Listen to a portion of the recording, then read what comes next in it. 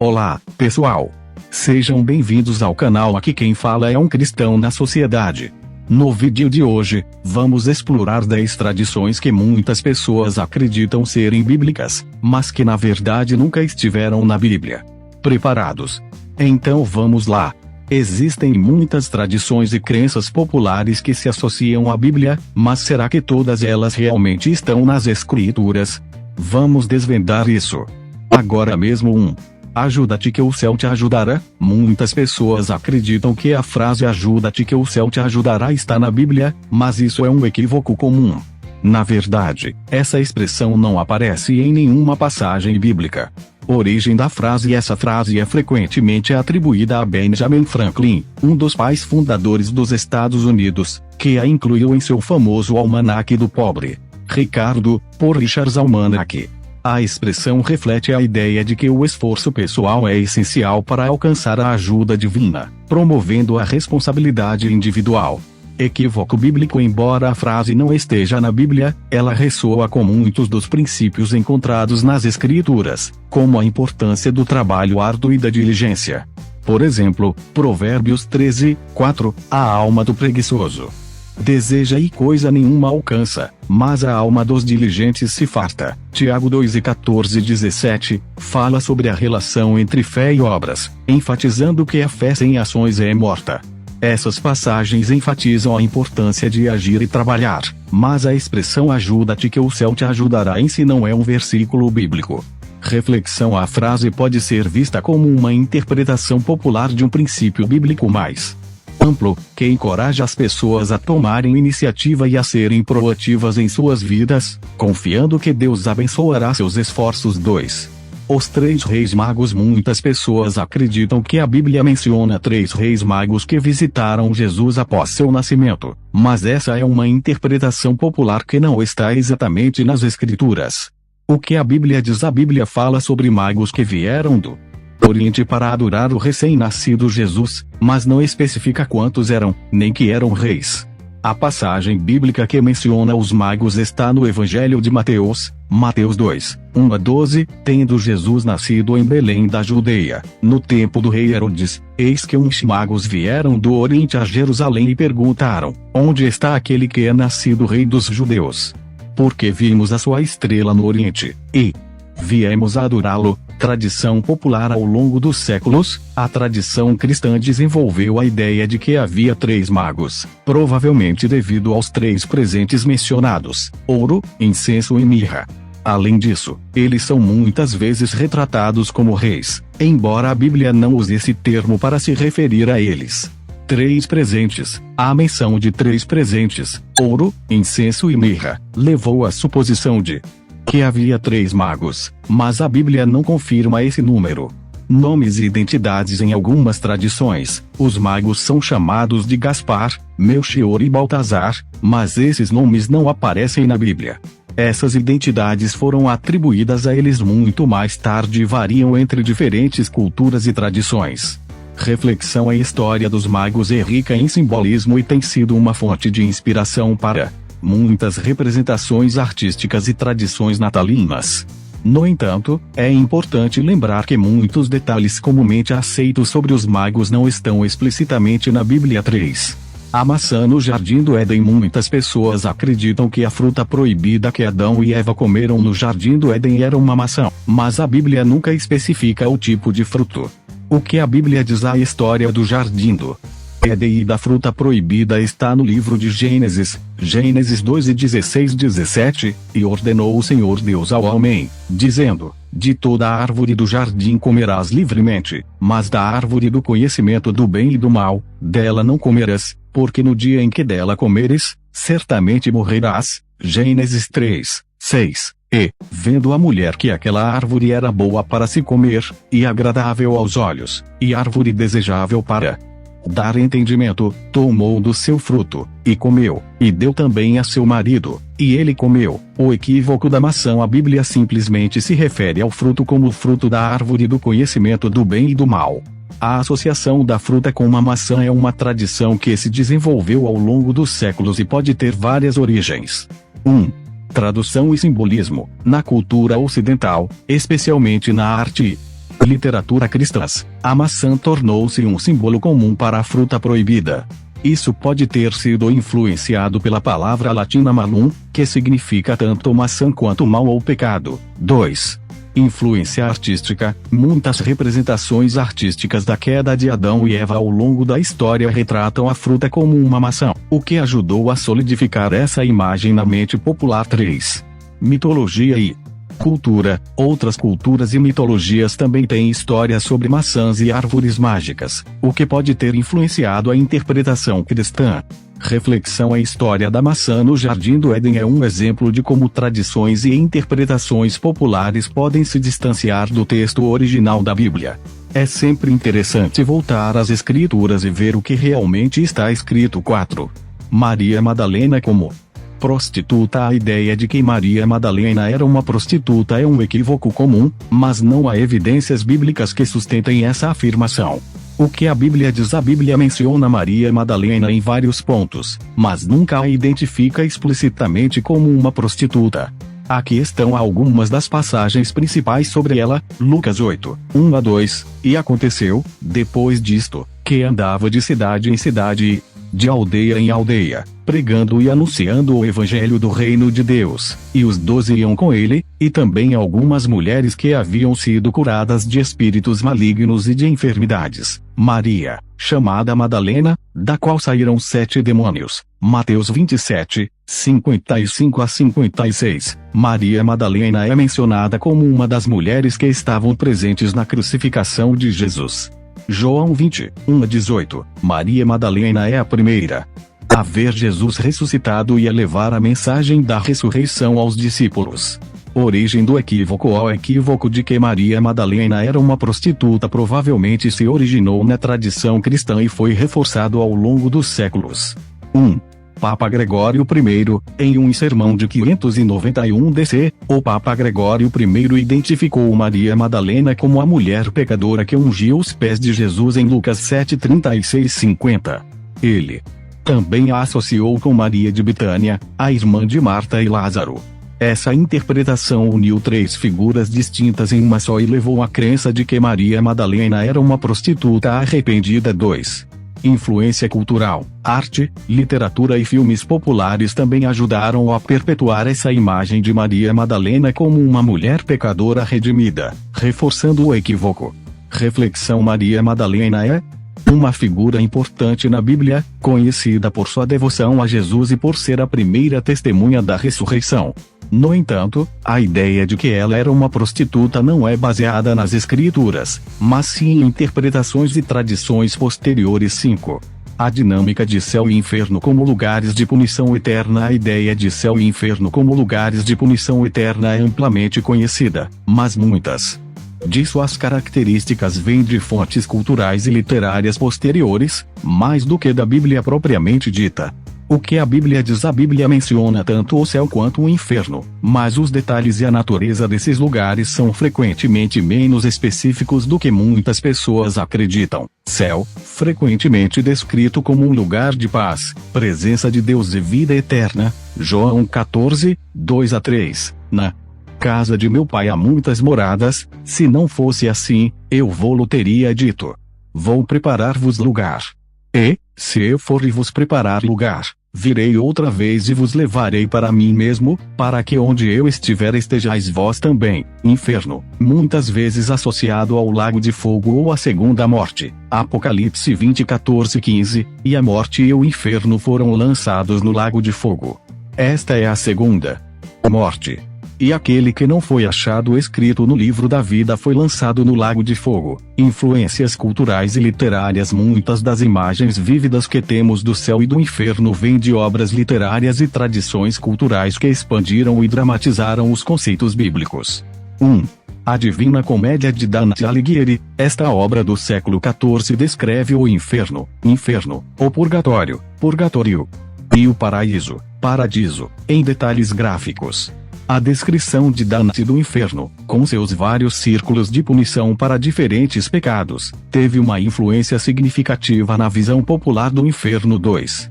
Paraíso Perdido de John Milton. Este poema épico do século XVII narra a queda de Satanás e a expulsão de Adão e Eva do Éden, contribuindo para a imaginação do céu e do inferno como lugares de conflito cósmico. 3. Artes e cultura popular. Filmes, livros e outros meios de comunicação frequentemente representam o inferno como um lugar de tormento eterno e o céu como um paraíso idílico, perpetuando e ampliando esses conceitos. Reflexão. Enquanto a Bíblia fornece uma base para os conceitos de céu e inferno, muitas das imagens detalhadas e dramáticas que associamos a esses lugares vêm de interpretações culturais e literárias. É sempre útil voltar às Escrituras para entender melhor o que realmente está escrito. 6. Satanás como anjo caído de Lúcifer. A conexão direta entre Lúcifer e Satanás é uma interpretação popular, mas a Bíblia não faz uma ligação explícita entre esses dois nomes.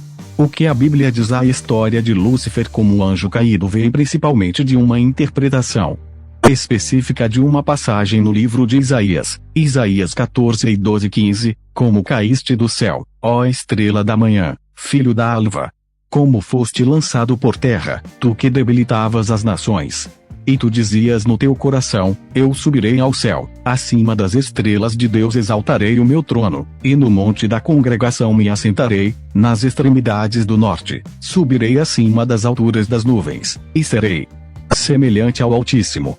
E, contudo, levado serás ao inferno, ao mais profundo do abismo. Interpretação e tradição. A palavra Lúcifer significa portador da luz ou estrela da manhã em latim. Na passagem de Isaías, o contexto original refere-se ao rei da Babilônia, e não explicitamente a Satanás. No entanto, ao longo dos séculos, a interpretação de Lúcifer como um anjo caído que se rebelou contra Deus ganhou força, especialmente na tradição cristã. 1. Tradução e associação. A associação entre Lúcifer e Satanás foi popularizada por escritos como a Divina Comédia de Dante e o Paraíso Perdido de John Milton. Esses trabalhos literários ajudaram a cristalizar a imagem de Lúcifer como o anjo caído que se tornou Satanás. 2. Novos Testamentos. No Novo Testamento, Jesus menciona a queda de Satanás em Lucas 10 e 18, eu via Satanás, como o raio, cair do céu. No entanto, isso não fornece detalhes sobre a origem de Satanás como Lúcifer. 3. Tradição cristã. A teologia cristã desenvolveu a narrativa de Satanás como um anjo que caiu do céu devido ao seu orgulho e desejo de ser igual a Deus. Essa interpretação, embora não diretamente baseada em um texto bíblico único, tornou-se amplamente aceita na tradição cristã. Reflexão. A história de Lúcifer como um anjo caído é um exemplo de como a tradição e a interpretação podem moldar a compreensão popular de conceitos bíblicos. Embora a Bíblia forneça algumas pistas sobre a queda de seres celestiais, muitas das imagens e narrativas detalhadas que conhecemos vêm de interpretações posteriores e de obras literárias. 7. Bons vão para o céu, maus vão para o inferno. A ideia de que os bons vão para o céu e os maus vão para o inferno é uma simplificação comum, mas a visão bíblica sobre julgamento e destino eterno é mais complexa e nuançada do que essa fórmula simplista. O que a Bíblia diz? A Bíblia apresenta um panorama mais detalhado e variado sobre julgamento, salvação e o destino eterno. 1. A salvação pela fé. A Bíblia enfatiza que a salvação vem pela fé em Jesus Cristo, e não apenas pelas boas ações. Efésios 2, 8 a 9, porque pela graça sois salvos, por meio da fé, e isso não vem de vós, é dom de Deus, não vem das obras, para que ninguém se glorie. 2. O julgamento de ações. Embora a salvação seja pela fé, as ações e obras também têm importância e são mencionadas em várias passagens. 2 Coríntios 5 e 10, porque todos devemos comparecer ante o tribunal de Cristo, para que cada um receba segundo o que tiver feito por meio do corpo, ou bem, ou mal. 3. O livro da vida. A Bíblia menciona o livro da vida, no qual os nomes dos salvos estão escritos. Apocalipse 20:15, e aquele que não foi achado escrito no livro da vida foi lançado no lago de fogo. 4.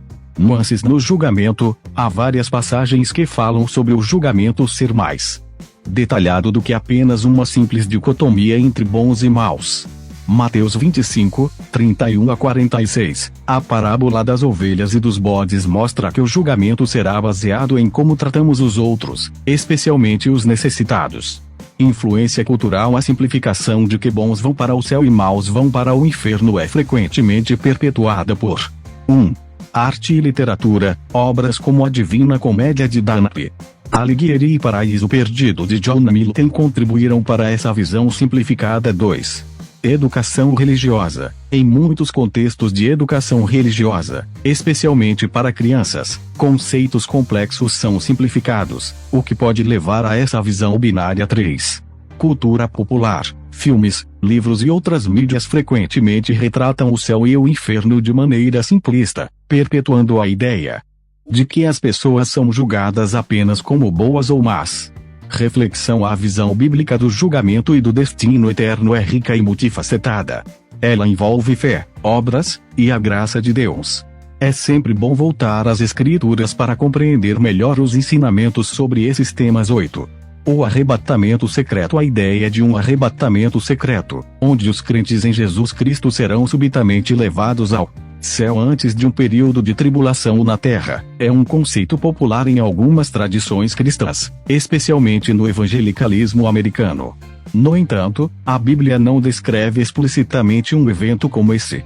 O que a Bíblia diz? As passagens bíblicas que são frequentemente usadas para apoiar a ideia do arrebatamento incluem 1 Tessalonicenses 4:16-17, porque o mesmo Senhor descerá do céu com alarido, e com voz de arcanjo, e com a trombeta de Deus, e os que morreram em Cristo ressuscitarão primeiro, depois, nós, os que ficarmos vivos, seremos arrebatados juntamente com eles nas nuvens, a encontrar o Senhor nos ares, e assim estaremos sempre com o Senhor. 1 Coríntios 15:51-52, Eis aqui vos digo um mistério, na verdade, nem todos dormiremos, mas todos seremos transformados, num momento, num abrir e fechar de olhos, ante a última trombeta, porque a trombeta soará, e os mortos ressuscitarão incorruptíveis, e nós seremos transformados. Interpretação e tradição. A ideia de um arrebatamento secreto foi popularizada por obras literárias e teológicas do século XIX. XX.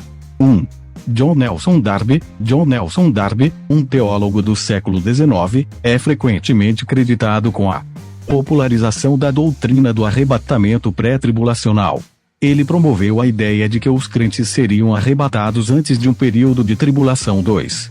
Série Deixados para Trás, Left Behind, a série de livros Deixados para Trás, escrita por Tim LaHaye e Jerry B. Jenkins, e os filmes baseados nos livros, ajudaram a popularizar a ideia do arrebatamento secreto no final do século XX e início do século XXI. 3. Influência teológica. Muitas denominações e comunidades cristãs, especialmente dentro do evangelicalismo, adotaram essa visão pré-tribulacional do arrebatamento. Nuances no julgamento. A visão do arrebatamento é apenas uma das muitas interpretações escatológicas dentro do cristianismo. Existem diferentes pontos de vista sobre o momento e a natureza do arrebatamento. Pós-tribulacionalismo. Alguns acreditam que o arrebatamento ocorrerá após o período de tribulação. Mesotribulacionalismo. Outros acreditam que o arrebatamento acontecerá no meio do período de tribulação. Pré-tribulacionalismo. A visão de que o arrebatamento ocorrerá antes da tribulação. Reflexão. A ideia do arrebatamento secreto é um exemplo de como a interpretação teológica e a literatura popular podem moldar a compreensão das Escrituras.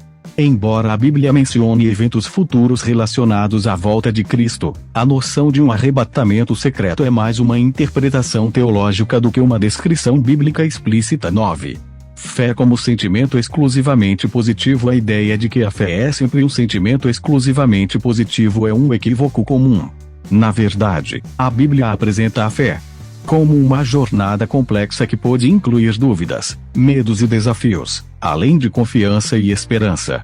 O que a Bíblia diz? A fé é retratada na Bíblia como uma confiança em Deus e em suas promessas, mesmo em face de dificuldades e incertezas. Aqui estão algumas passagens relevantes. Hebreus 11:1. Ora, a fé é a certeza de coisas que se esperam, a convicção de fatos que se não veem. Salmos 23:4.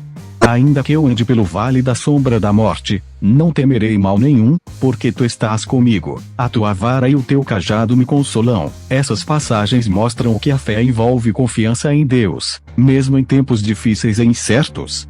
Exemplos bíblicos. Vários personagens bíblicos exemplificam uma fé que inclui altos e baixos. 1. Abraão, conhecido como o pai da fé. Abraão enfrentou momentos de dúvida e incerteza, como quando Deus lhe pediu para sacrificar seu filho Isaque. Gênesis 22, 2. Davi. O rei Davi é um exemplo de alguém que teve uma fé profunda em Deus, mas também passou por períodos de angústia e questionamento, como expressa em muitos de seus salmos. Por exemplo, Salmo 13, 3. Jó. A história de Jó é um testemunho poderoso de fé em meio ao sofrimento extremo. Embora ele tenha questionado e lutado com seu sofrimento, ele manteve sua fé em Deus. Livro de Jó. 4. Pedro. O apóstolo Pedro teve momentos de grande fé, como quando andou sobre as águas em direção a Jesus, mas também momentos de dúvida e negação, como quando negou Jesus 3 vezes. Mateus 14, 28-31, Mateus 26, 69-75. Reflexão. A fé bíblica é multifacetada e pode incluir momentos de dúvida, questionamento e desafio. Não é apenas um sentimento exclusivamente positivo, mas uma jornada de confiança em Deus, mesmo em meio às adversidades. 10. A devoção aos santos. A prática da devoção e oração aos santos é uma tradição comum em várias denominações cristãs, especialmente na Igreja Católica e nas igrejas ortodoxas orientais. No entanto, essa prática não é explicitamente mencionada na Bíblia.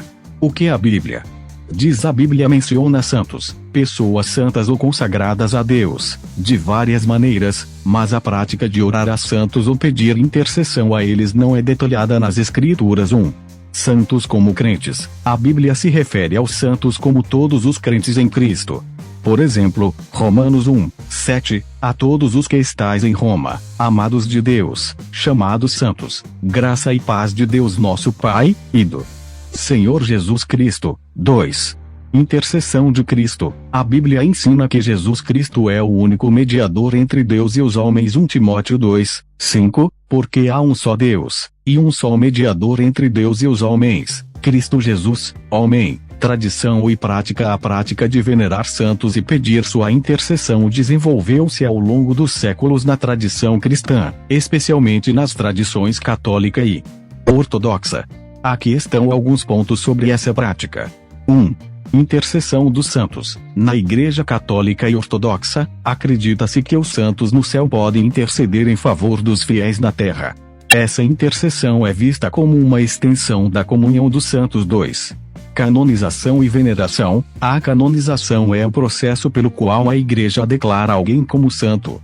Santos canonizados são venerados e podem ser invocados em oração. 3. Práticas devocionais. Muitas tradições incluem práticas devocionais aos santos, como rezar o terço, usar medalhas ou participar de festas e celebrações em honra aos santos. Reflexão. A devoção aos santos é uma prática que se desenvolveu na tradição cristã ao longo do tempo. Enquanto a Bíblia menciona santos e a importância da intercessão, a prática específica de orar a santos e pedir sua intercessão não está explicitamente descrita nas Escrituras. E aí, pessoal, o que acharam? Ficaram surpresos com alguma dessas tradições? Deixem nos comentários e não esqueçam de se inscrever no canal, curtir o vídeo e compartilhar com seus amigos. Até a próxima.